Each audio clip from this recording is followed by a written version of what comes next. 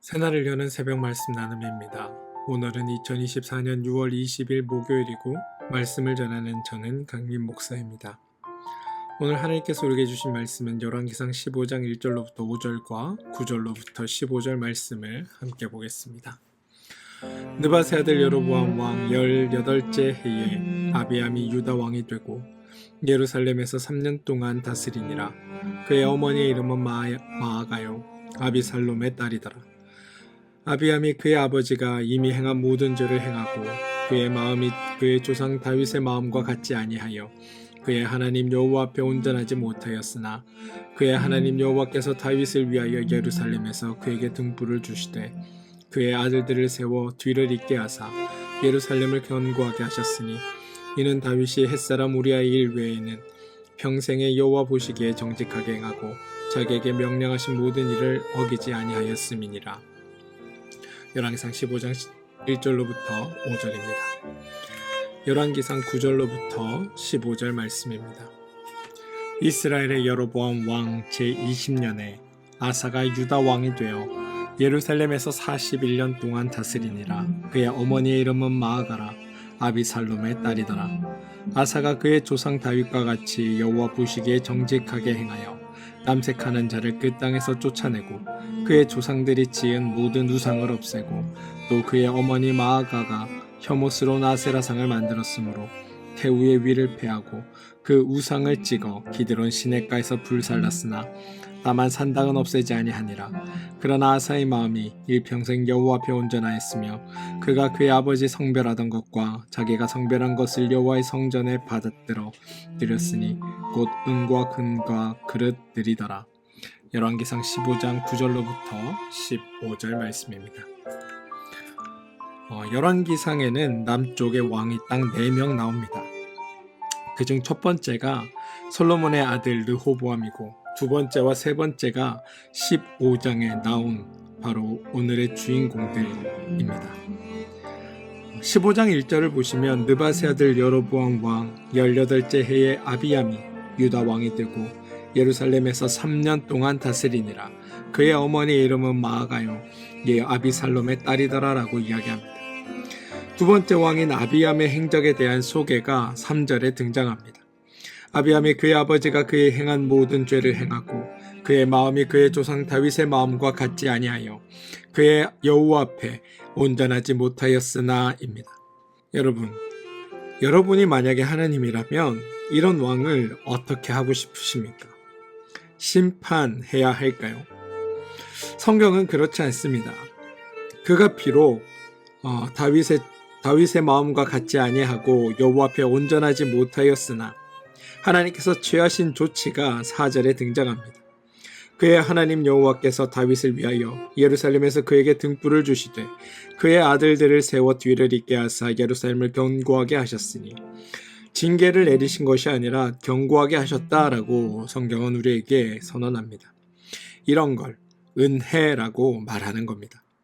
하나님은 벌과 저주를 주시는 분이 아니라 은혜와 긍휼을 베푸시는 좋으신 하나님이십니다. 열왕기서에서 왕이 죽을 때마다 공통적으로 표현하는 문구가 있습니다. 바로 왕의 생애를 간단하게 정리하는 것인데요.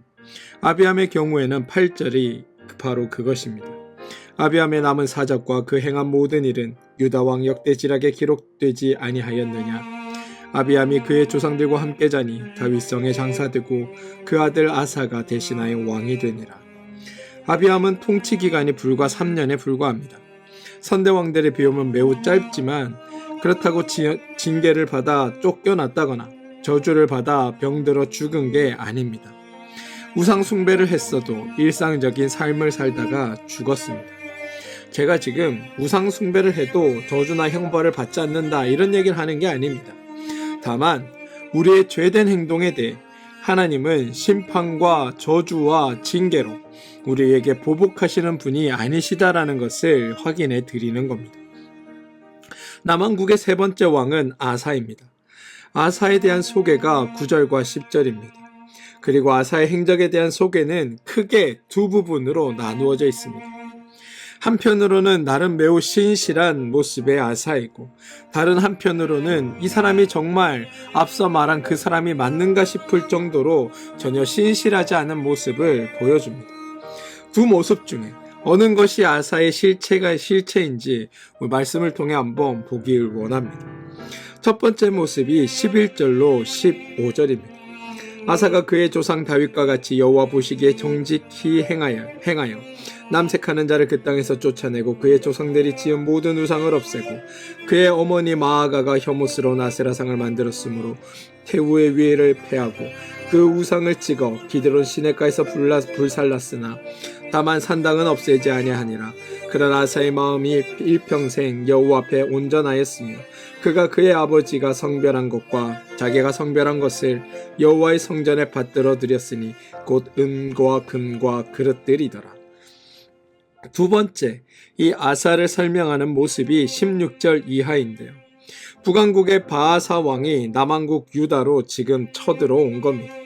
그때 아사가 행한 일이 18절, 아사가 여호와의 성전과 곳간과 왕궁 곳간에 남은 은금을 모두 가져다가 그 신하의 손에 넘겨 다메섹에 거주하고 있는 아람의 왕 헤시온의 손자 다브림몬의 아들 벤하닷에게 보내며 이르되 나와 당신 사이에 약조가 있고 내 아버지와 당신의 아버지 사이에도 있었느니라. 내가 당신에게 은금 뇌물을 보냈으니 와서 이스라엘 왕 바하사와 세운 약조를 깨뜨려서 그가 나를 떠나게 하라 하매. 여러분, 분명히 앞에서는 아사의 마음이 일평생 여호와 앞에 온전하였다라고 고백합니다. 그런데 바로 뒤에 이어 자기에게 위험이 처하자 그는 여호와를 의지하지 않습니다. 앞에 르호보암 왕 때에 애굽의 왕 시삭이 여호와의 성전의 보물을 약탈해 간 적이 있었습니다. 그런데 그건 이방의 왕이 말 그대로 와서 빼앗아 간 겁니다. 그런데 지금은 이방의 왕이 아니라 유다의 왕, 자기 나라의 왕이 여호와 앞에 그것도 온전히 행하였다는 왕이 스스로 여호와 성전의 곳간을 털어가고 있는 겁니다. 그런데 여러분, 이런 장면을 우리는 자주 보게 될 겁니다. 여러분, 죄는 전염력이 아주 강합니다. 대신 아주 은밀합니다. 한 사람이 죄된 행동을 하면 어느 날 누군가가 그것을 따라 합니다. 그래서 누가 시초인지도 모르고 누가 퍼뜨렸는지도 모르는데 죄가 만연해져 있습니다. 이것이 죄의 교활함입니다. 솔로몬이 이방의 신들을 수입하여 신당을 세우고 이스라엘이 남쪽과 북쪽을 막론하고 신당과 산당을 세우는 일들이 아주 자연스럽게 일어났습니다. 나라의 위기가 닥치자 아사 왕은 여호와의 성전에서 금을 털었습니다. 이제 나라의 위기만 생기면 누구나 성전에서 금과 은을 털어가게 됩니다. 죄는 익숙함을 만들고 죄인은 익숙한 행동은 자연스럽다고 여깁니다. 그러면서 동시에 자연스러운 행동이기에 잘못되었다고 생각하지 않게 됩니다. 이게 우리가 죄를 무서워해야 하는 이유입니다. 여호와를 섬기는 왕이 성전 곳간의 은금을 모두 가져다가 이방 나라 사람의 왕인 벤하닷에게 바칩니다. 일종의 조공입니다. 그러면서 무엇을 부탁하느냐? 자기 대신 북왕국을 쳐들어가 달라고 부탁을 하고 있다는 겁니다. 이게 여호와를 섬기는 사람이 할 일입니까? 같은 민족으로 형제의 나라에 할 일이라는 말입니다. 이스라엘이 한 나라 한 민족이었지만 분열되어 경쟁국이 되면서 서로 남남과 같다고 말할 수 있습니다. 네, 물론 그럴 수 있습니다. 그러나 비록 이스라엘이 남과 북으로 갈라서 있지만 그 세월이 오래된 게 아닙니다. 솔로몬이 죽고 르호보암이 등극하여 통치한 게 불과 17년이고 그의 아들 아비암이 통치한 게 불과 3년입니다. 그러니 나라가 분열된 지 불과 20년밖에 되지 않았습니다. 세월이 흘러 추구력이 사라지고 아는 사람이 모두 죽고 몇 세대가 거쳐서 그냥 과거에 우리가 한 민족이었다더라, 한 나라였다더라 이런 것들을 공유하는 것이 아니라 대부분 사람들이 멀쩡히 살아있는 상황입니다. 그들의 형제 자매들이 남왕국 북왕국에 흩어져 살고 있습니다. 사람들은 여전히 남왕국과 북왕국을 서로 오가며 교통하고 있고, 비록 나라는 달라지고 통치는 달라졌지만 그들은 서로 한 민족, 한 하나님께서 묶어주신 한 이스라엘 백성으로 그들의 정체성을 형성하고 가지고 있는 상태라는 겁니다. 그런데 그 나라를 다스리는 그 중에 한 왕이 다른 이방의 나라들에게 금과 은을 주어 부탁하여 나의 형제의 나라를 치라고 요구하는 것이 과연 합당한 일이고 그게 하나님의 마음에 합한 일이겠느냐라는 것이 저의 질문입니다. 아사 왕에 대한 마지막 설명은 23절에 등장하는데요. 아사의 남은 사적과 모든 권세와 그가 행한 모든 일과 성읍을 건축한 일이 유다왕 역대지락에 기록되지 아니하였느냐. 그러나 그는 늙음하게 발에 병이 들었더라. 아사가 그의 조상들과 함께 잠에 그의 조상들과 그의 조상 다윗의 성읍에 장사되고 그의 아들 여호사밧이 대신하여 왕이 되니라. 구절에 의하면 여러분, 아사 왕은 자그만치 41년 동안 남왕국을 다스립니다. 여호와의 성전 곳간을 털어다가 이방 나라의 왕에게 바쳐 우리의 형제 나라들을 쳐들어가 달라고 부탁함으로 인해 위기를 극복하는 방식으로 나라를 안정시키고 천수를 누리고 살다가 조상의 묘 옆에 잘 장사되었습니다. 우리는 이러한 아사의 행동, 아사의 삶을 어떻게 평가하는 게 맞을까요? 여러분, 우리가 삶에 대해 성경이 주목하는 것과 우리가 수목하는 것이 서로 다릅니다.